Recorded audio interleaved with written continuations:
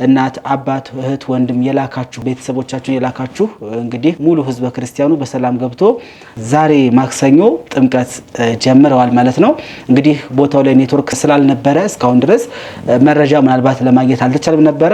በትናንትናው ዕለት ኔትወርክ ከሰራበት ጊዜና ሰዓት ጀምሮ የመጨረሻ ጉዟችን ነው ይሄ። አባቶች ራሱ ስነግራቸው እንዴት የሚድነውን ህዝበ ክርስቲያን የመጨረሻ ጉዞ ተብሎ በምን አግባብ ነው እናንተ ጉዞ ልታቆሙ የምትችሉት? ዝናቡ ዘንቧል አስኬድ እስከሚል ድረስ እስከ ዛሬ እንደምታጓጉዙበት አገልግሎት መስጠት አለባችሁ። በማህበር ጸሎት አድርገን መኪናዎችን መድበን አስተካክለን እንደዚህ ነበረ መኪናዎች ተሰልፈው ከሌሊቱ 9 ሰዓት ተኩል ጉዟቸውን የጀመሩት እና በእግዚአብሔር መልካም ፈቃድ ያው መንገዱ ከባድ ነው። በርሜል ቅዱስ ጊዮርጊስ ያው እንደሚታወቀው ከፋሲካ ጀምሮ ለተከታታይ 4-5 ሳምንታት በሚባል ደረጃ ኦልሞስት 1 ወር አካባቢ ኔትወርክ አይሰራም ነበረ። እሱ ምንድነው ከተባለ የተለያየ ስራ ያላቸው ክረምት ላይ ረፍት የሚኖራቸው አሁን ከግንቦት 30 ከሰኔ 1 ጀምሮ ረፍት እናገኛለን የሚሉ ብዙ ሰዎች አሉና ይሄንን እድል ለማሳተፍ እንግዲህ በእኛ በኩል የጉዞ ምዝገባውን ጀምረናል።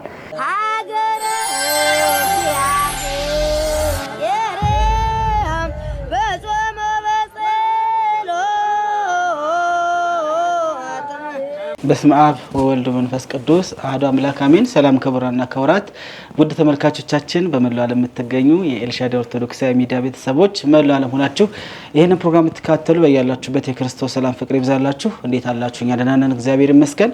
እንግዲህ ግንቦት 9 መነሻ ግንቦት 18 መመለሻ የሚያደርገው የበርሜል ቅዱስ ጊዮርጊስ ያደረግነው ጉዞ ተጓዦች መንገደኞች ሁሉም በሰላም በፍቅር በአንድነት ሆነው በርሜል ቅዱስ ጊዮርጊስ በሰላም ገብተዋል። ስለዚህ እናት አባት እህት ወንድም የላካችሁ ቤተሰቦቻችሁን የላካችሁ እንግዲህ ሙሉ ህዝበ ክርስቲያኑ በሰላም ገብቶ ዛሬ ማክሰኞ ጥምቀት ጀምረዋል ማለት ነው። እንግዲህ ቦታው ላይ ኔትወርክ ስላልነበረ እስካሁን ድረስ መረጃ ምናልባት ለማግኘት አልተቻለም ነበር። አሁን በዚህ ሰዓት ብትደውሉ ግን እንግዲህ ከትላንትና ከሰኞ ከሰዓት ጀምሮ ኔትወርክ ሙሉ በሙሉ ተከፍቷል። ቤተሰቦቻችሁ ጋር ብትደውሉ ከጧት 3 ሰዓት እስከ ማታ 11 ሰዓት ባለው ኔትወርክ ስለሚሰራ ብትደውሉ የምታገኟቸው ይሆናል። በሰላም እየተጠመቁም ይገኛሉ ማለት ነው። ቤተሰብ ምን ላይ ደረሱ ለምትሉ ይሄ መልስ ይሆናል። ሌላኛው እንግዲህ ከወንድማችን ካላየ ጋር ከዚህ በፊት ባደረግነው ፕሮግራም ላይ የግንቦት 9 ጉዞ የመጨረሻ የጉዞ መርሃ ግብር ነው እያልን ስናስተዋውቅ ነበረ። ብዙ እኛም ደግሞ እንደ ጉዞ መርሃ ግብር ያቀርነው ይህ የ2018 የመጨረሻ ጉዟችን ነው ብለን ነበር ያሰብነው። ነገር ግን ቦታው ላይ ኔትወርክም አይሰራም ነበር። እሱም በተመለከተም እንግዲህ አዲስ መረጃ አለ። እሱም ምንድነው ያለው የሚለውን ከወንድማችን ካላየ ጋር ቆይታ እናደርጋለን። አሁን ደግሞ ይሄ ቪዲዮ ለብዙ እህት ወንድሞች ስለሚያስፈልግ ቪዲዮውን ስትጀምሩ ላይክ እና ሼር በማድረግ ከወዲሁ አገልግሎታችሁን እንድታሰፉ ጋበዝኳችሁ። ወንድማችን አላየ ምን አዲስ ነገር አለ? በፊት በግንቦት 9 በነበረን ምዝገባ ላይ ስናስተዋውቅ በየመካከሉ የጉዞ የመጨረሻ መርሃ ግብር ነበር። አሁን ደግሞ እንግዲህ በአንዳንድ ነገሮች ምክንያት የ2018 አሁን ክረምትም ሊገባ ስለሆነ የመጨረሻ የሚል መርሃ ግብር ደግሞ አሁን እያወራን ነው እና ያለው ምን አዲስ አለ? ለመቼስ ታሰበ?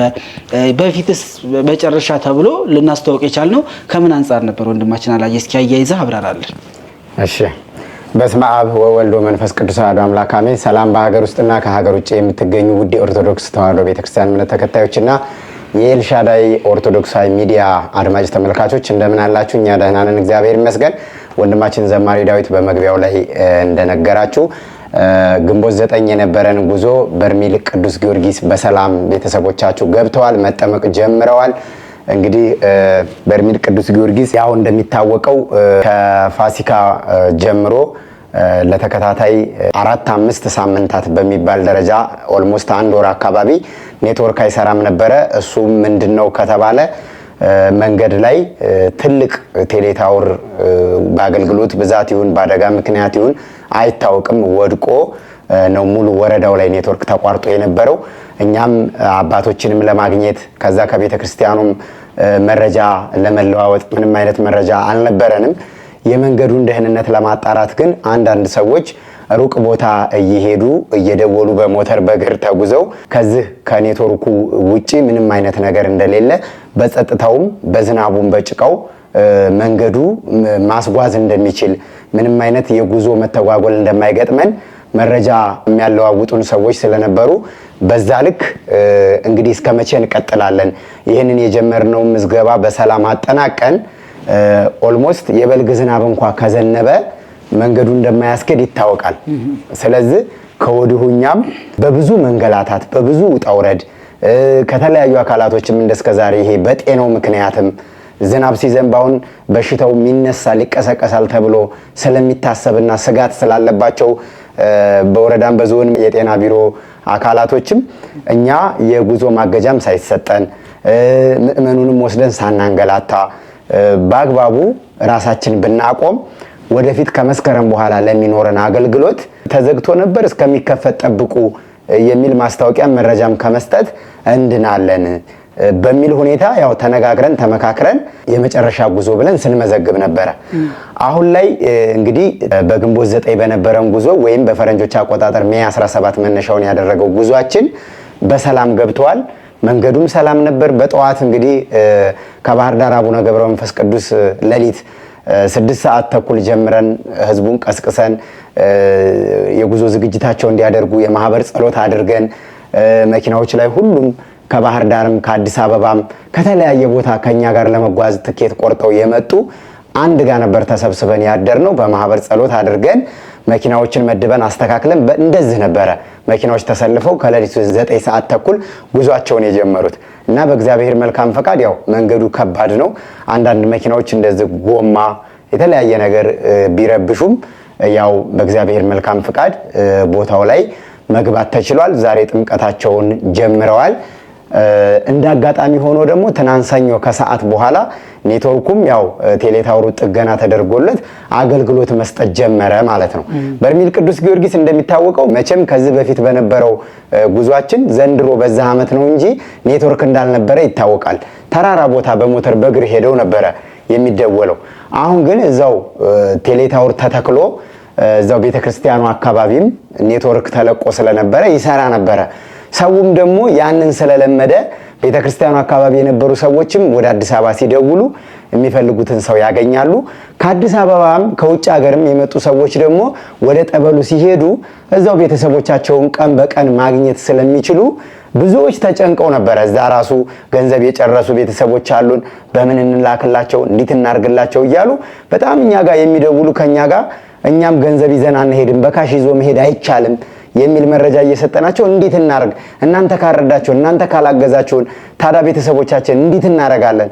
እንደውም እኔ አንድ ወንድም ዝም ብሎ በእኔ አካውንት ብር የላከሰው አለ። በቃ እንደምታረግ አርገው ለቀይ መስቀል ነው ማሳውቀው ወይስ ለመንግስት ነው ወዲ ለማን ነው ማሳውቀው? ቤተ ክህነት አይረዳቸው ቤተ መንግስት አይረዳቸው በእናንተ ጉዞ ሄደው የቀሩ ቤተሰቦች ናቸው።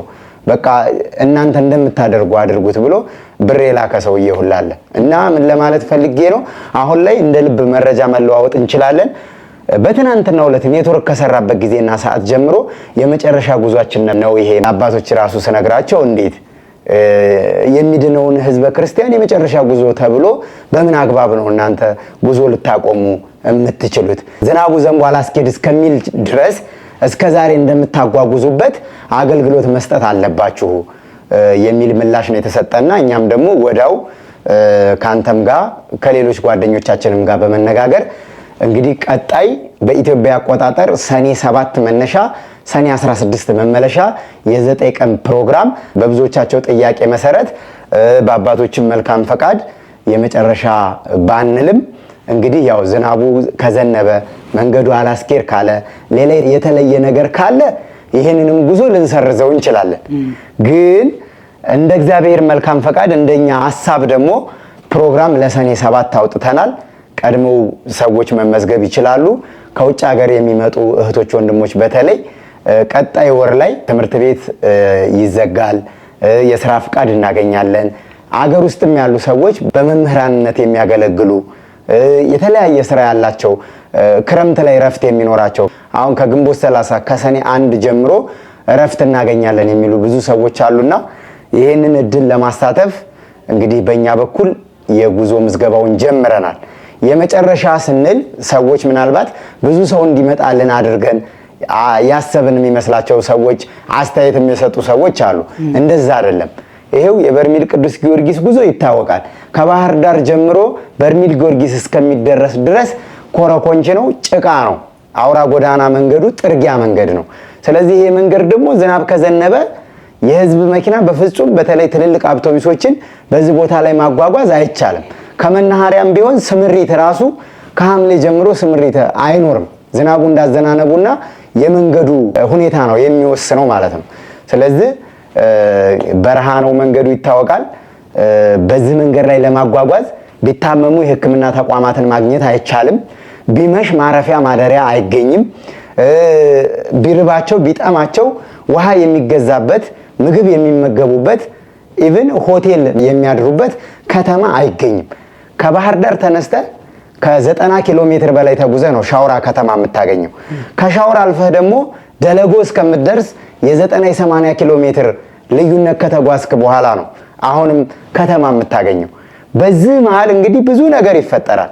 መረጃ ለመለዋወጥ ኔትወርክ ባሌለበት ሁኔታ፣ ጭቃ በሆነበት ሁኔታ፣ ሰዎች በማያውቁት ሀገር በትራንስፖርት ሌላ አማራጭ ተጠቅመው መጓዝ በማይችሉበት ቦታ በዚህ ሁኔታ ኃላፊነት ወስዶ ማጓጓዝ አይቻልም። ስለዚህ እነዚህን ነገሮች ታሳቢ በማድረግ የመጨረሻ ጉዞ ፕሮግራማችን ነው ብለን ቪዲዮ ሰርተናል። ዛሬ ላይ ሆነን በምንነጋገርበት ልክ ከሆነ ነው ይሄ ጉዞ ሊኖረን የሚችለው። ነገር ግን ሰዎች ገንዘብ ከፍለው ምዝገባ አድርገው ትኬት ተቆርጦ እኛ ጉዞ ብንሰርዝ እስከዛሬም ያለምንም ተቆራጭ ሂሳብ ገንዘባቸውን በአግባቡ እየመለስን ነው ስናስተናግድና ስናገለግል የነበረው። ስለዚህ ጉዞ የሚቋረጥበት ይሄ ምክንያት ነው። ሌሎችም ደግሞ ያው መረጃ ከሌለ ጸጥታውስ በምን ሁኔታ ነው የሚለውን መረጃ ማግኘት የማትችል ከሆነ ሰውን ዝም ብሎ ይዞ መሄድ አይቻልም። ስለዚህ ያለው ክልሉ ላይ እንዳጠቃላይ ያለው ነባራዊ ሁኔታ ይታወቃል። እኛ ከነዚህ ስጋቶች አንጻር ነው የመጨረሻ የጉዞ ዝግጅታችን ወይም የጉዞ ፕሮግራማችን ነው ያልነው። አሁንም የተለየ ነገር ካለ ጉዞውን የመሰረዝ ሙሉ መብት አለው ማህበሩ። ነገር ግን አሁን ባለን መረጃ ያው ሁሉን ነገር የሚያደርግ እግዚአብሔር ነው። ሁሉን ነገር እናደርጋለን ብለንም አንናገርም፣ ልናደርግም አንችልም። ሰዎች ግን ቀድመው ቢመዘገቡ ቀድመው ትኬት ቢቆርጡ አላስፈላጊ ከሆኑ ተጨማሪ ክፍያዎች ይድናሉ። ለምሳሌ በባለፈ ጉዟችን በ24000 ብር በ25000 ብር ትኬት ቆርጠው የሄዱ ሰዎች አሉ። አሁን ላይ ደግሞ ነዳጅ ከ1 ሊትር ላይ 17 ብር ከምናምን ሳንቲም ጭማሪ ሲያደርግ መኪናዎች እንግዲህ ይሄንን ጭማሪ ተጠቅመው ስለሆነ ነዳጅ የሚቀዱት የዋጋ ማስተካከያ ሲያደርጉ እኛም አድርገናል። ቢያንስ እነዛ ሰዎች ቀድመው ስለከፈሉ እኛ ጭማሪ ስናደርግ ጨምሩልን ብለን አልጠየቅንም።